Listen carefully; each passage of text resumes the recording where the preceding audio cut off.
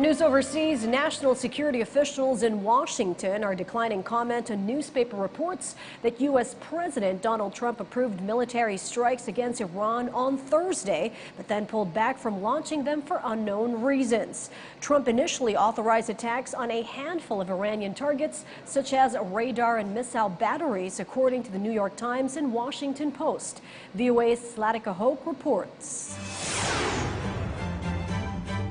Go ahead.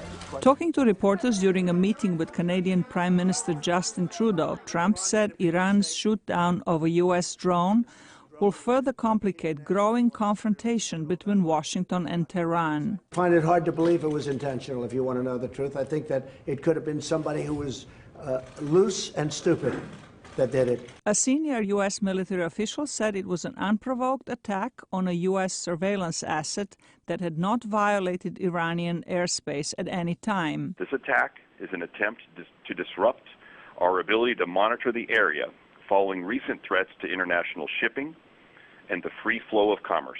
The latest incident comes after mine attacks on 2 oil tankers in the Strait of Hormuz.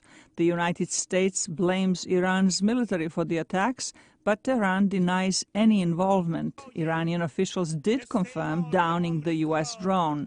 Foreign Minister Javad Zarif said in a tweet Thursday that Iran does not seek war but will defend its territory.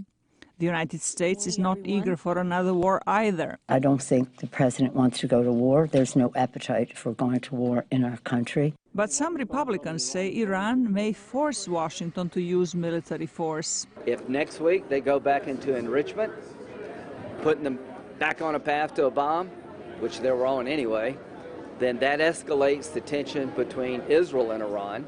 If they do anything else against an American asset, and this president doesn't respond like Ronald Reagan, then that's a signal to North Korea and the entire world we're all talk.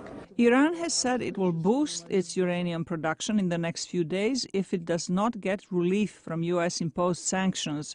U.S. lawmakers say Iranian leaders are getting desperate. The Ayatollah is lashing out, trying to provoke us.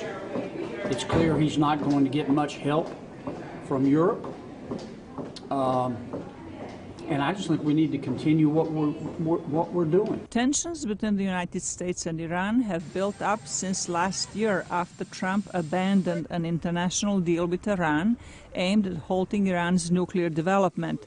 Trump wanted more guarantees that Iran could not produce nuclear arms, and he added a demand that Iran must stop sponsoring terror groups in the region.